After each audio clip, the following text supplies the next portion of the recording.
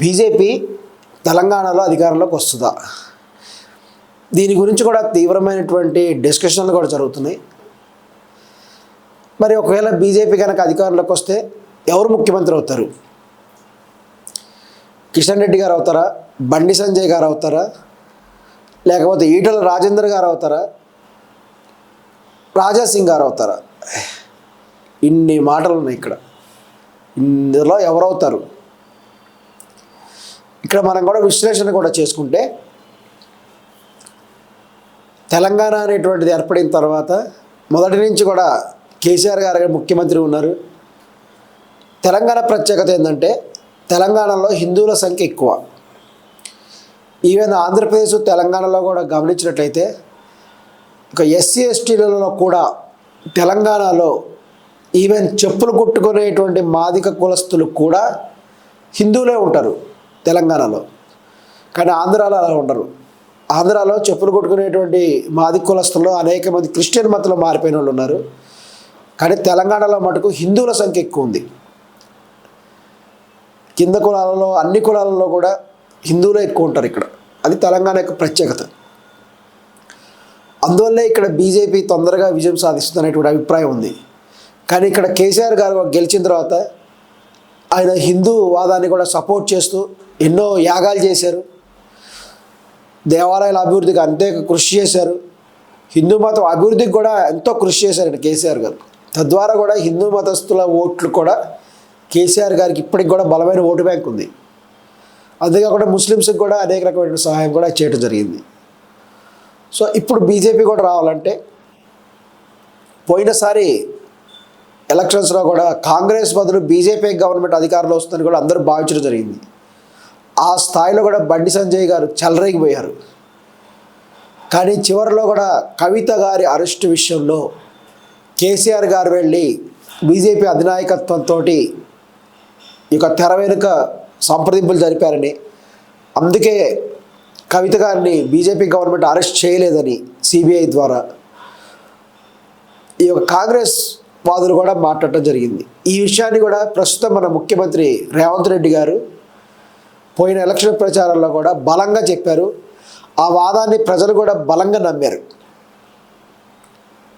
భవిష్యత్తులో కూడా మన దేశ వ్యవహారాలు బట్టి చూస్తే రెండు బలమైనటువంటి పార్టీలు, కాంగ్రెస్ పార్టీ వ్యతిరేకంగా బీజేపీ పార్టీ. ఈ బీజేపీ కాంగ్రెస్లే ప్రధానంగా ఉన్నాయి. సిపిఐ సిపిఎం వంటి పార్టీలు కూడా జాతీయ స్థాయిలో ఉన్నప్పటికీ కూడా వాళ్ళకి కొన్ని రాష్ట్రాల్లో మాత్రమే బలమైనటువంటి అధికారం కూడా ఉంది.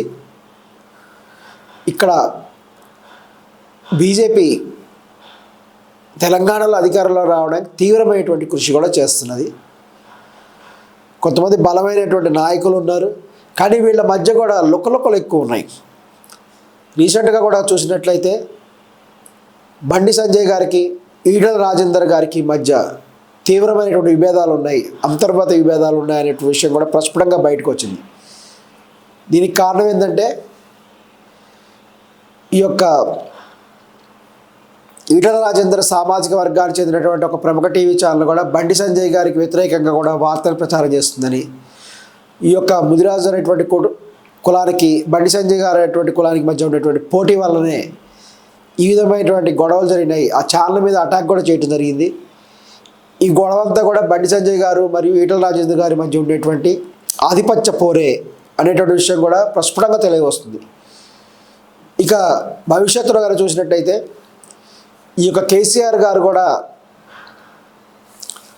తమను కాపాడుకోవడానికి బీజేపీ ప్రభుత్వంతో తప్పనిసరిగా కూడా భవిష్యత్తులో ఒప్పందాన్ని కుదుర్చుకునేటువంటి అవకాశం ఉంది. రాజకీయ అవసరాల రీత్యా అవకాశం కోసమే మరి ఆ విధంగా కూడా చేసినప్పటికి కూడా బీజేపీ కనుక అధికారంలోకి వస్తే ఎవరు ముఖ్యమంత్రి అవుతారు? వీరి మధ్య ఉన్నటువంటి పోటీ దృష్ట్యా కిషన్ రెడ్డి గారా, ఇక ఈటల రాజేందర్ గారా, బండి సంజయ్ గారా, లేకపోతే రాజా సింగ్ గారా? అనేక మంది కోరుకున్నటువంటి విషయం ఏంటంటే రాజా సింగ్ గారు బీజేపీ తరఫున ముఖ్యమంత్రి అయితే బాగుంటుంది. ఎందుకంటే రాజా సింగ్ గారు యోగి ఆదిత్యనాథ్ వంటి స్వభావం కలిగినటువంటి వ్యక్తి. ఎక్కడైనా ఘర్షణలు జరిగితే బుల్డోజరే, బుల్డోజర్ని పంపించేద్దాం, పడగొట్టేద్దాం అనేటువంటి స్వభావం ఉన్నటువంటిది వ్యక్తి రాజాసింగ్. వీళ్ళందరూ కూడా తగినటువంటి ప్రచారం చేస్తున్నారు, బీజేపీ అభివృద్ధి కూడా కృషి చేస్తున్నారు. ఏదేమైనా సరే నెక్స్ట్ ఎలక్షన్స్లో కూడా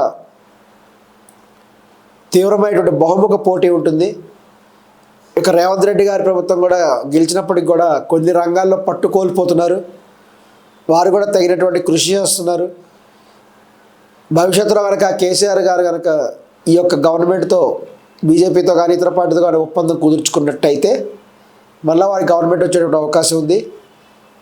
బీజేపీ వారు మటుకు జాతీయ స్థాయిలో తప్పనిసరిగా కూడా తమ సత్తాను కూడా చూపిస్తారు. రాజాసింగ్ గారు కూడా జాతీయ రాజకీయాల్లోకి వెళ్తే ప్రముఖ నేత అవుతారని కూడా భావిస్తున్నాం. చూద్దాం ఏం జరుగుతుందో. నమస్కారం.